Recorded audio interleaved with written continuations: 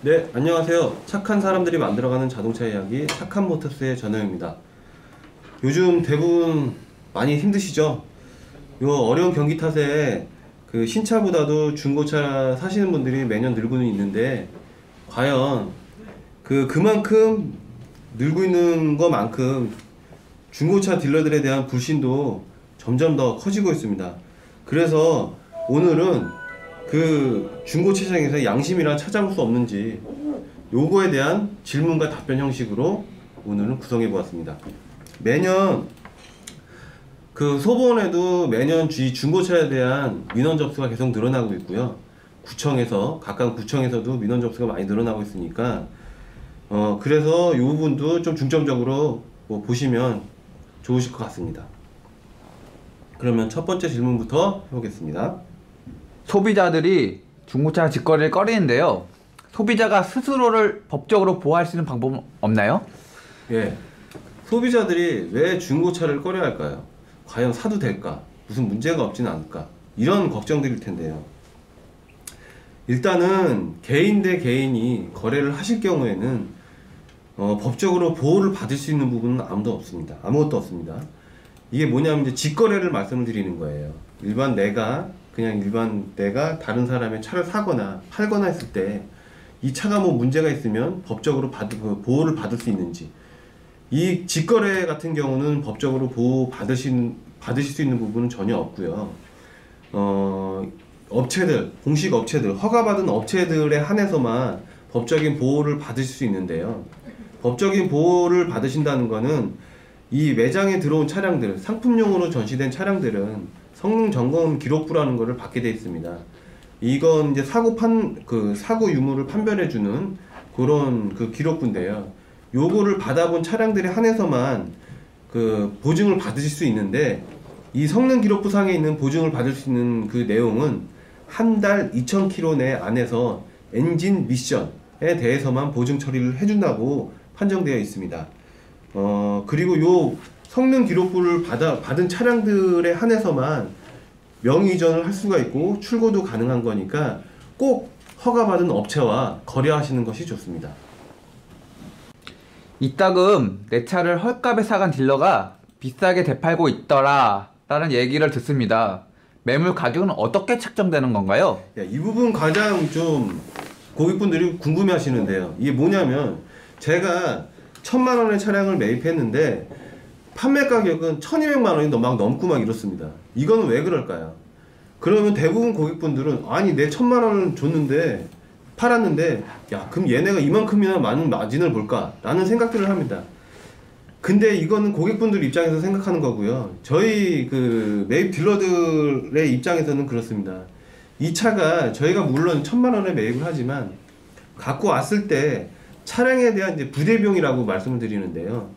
뭐냐면 이 차가 뭐 스크래치가 난 부분이 있다거나 아니면 뭐 실내가 좀 더럽다거나 뭐 이런, 저희는 상품화 과정을 거쳐야 되기 때문에 그 광택비라든가 아니면 실내 클리닝비 아니면 판금 도장비가 좀 들어갈 것 같고요.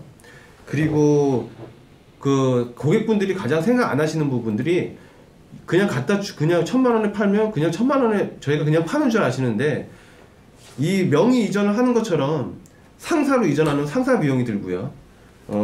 그리고 이 매장에 들어왔을 때 매장 운영비가 또 들어가고, 그리고 뭐 개인적으로는 광고비가 또 포함이 되어 있을 거고요. 그렇기 때문에 보통 1,000만원에 매입을 해서 저희가 1,200만원에 판다고 했을 때 200만원의 마진을 보는 것이 아니라 이 부대 비용들이 좀 많이 들어가기 때문에 기본적으로 차량 가격의 한 10%나 10% 내외 정도에 대해서 마진을 보는 거기 때문에 그 부대 비용이 발생돼서 금액이 이런 식으로 좀 늘어나는 거라서 그거는 오해를 안 하셨으면 좋겠습니다. 어떻게 하면 중고차를 싸게 구입할 수 있을까요? 네, 고객분들이 가장 중요하게 생각하는 거고 또 가장 좀 이렇게 궁금해 하시는 건데요. 항상 말씀드리는 거지만 싸고 좋은 물건은 없습니다. 어느 물건을 사시건 간에 싸고 좋은 건 없고, 싼 것은 그만한 가치를 하기 때문에 싼 겁니다. 그리고 싼 거 위주로 차량을 보시다 보면 100% 허위 매물에 또 물리시게 됩니다. 요 차보다 10만 원이 더 싸, 요 차보다 뭐 몇십만 원이 더 싸. 이렇게 계속 싼 차들만 계속 찾으시다 보면 분명히 허위 매물에 당하실 수가 있으니까, 혹시라도 그 싼 매물을 보고 매장에 가시면 가장 뭐 흔하게 할 수 있는 딜러들이, 이제 매장에 가시면 차를 보여줍니다. 차를 보여주고, 그 인터넷에서 보신 차량이랑 똑같은 차량을 보여주고, 어떻게 하냐면 이 차에는 뭐 엔진이 좀 문제가 있다, 아니면 이 차는 금방 뭐 계약이 됐다, 아니면 뭐 경매로 들어왔기 때문에 차량 인수금이 또 들어가신다, 이런 여러 가지 방법들로 인해서 또 헛걸음을 하시기 때문에 일단은 싼 가격을 배제를 하시고요.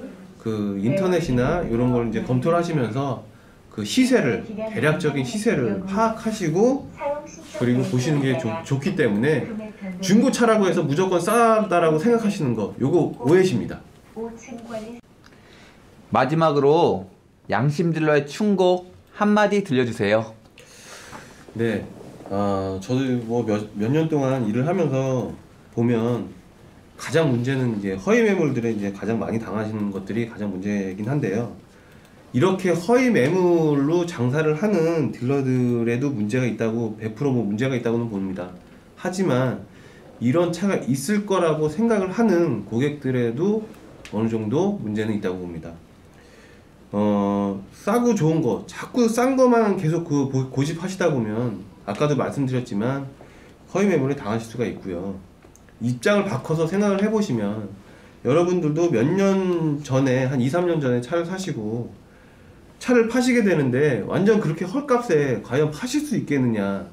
그리고 차라는 거는 하늘에서 지금 뭐 뚝뚝 떨어져서 있는 차가, 중고차가 아니기 때문에 여러분들이 지금 타고 다니시던, 그렇게 소중히 아끼시던 차들이 또 중고차 매장으로 들어오는 겁니다. 어디서 뭐 훔쳐오거나 이런 차들이 아니기 때문에 너무 싼 차에 대해서만 뭐 생각을 하면 뭐 구매가 힘들어질 수 있으시니까요. 되도록이면 정확하고 허가를 받은 업체와 거래를 하는 것이 가장 좋고요. 그리고 그 간단한 차, 그 사고차 판별법, 이런 것들을 인터넷 보시면 많이들 나와 있으니까 그런 것도 좀 감안해서 보시고 매장을 방문해 주시는 것이 좋고요. 일단은 무엇보다도 허위 매물에 안 당하시는 것이 좋습니다. 그리고 똑같은 얘기를 또 말씀을 드리지만, 싸고 좋은 건 없습니다. 싼 거는 이래서 싼 거고, 비싼 건 이래서 비싼 겁니다. 그러니까 그 점을 생각을 하시고 좋은 차를 구매하시는 것이 좋을 것 같습니다. 지금까지 착한 모터스 전호영이었습니다. 감사합니다.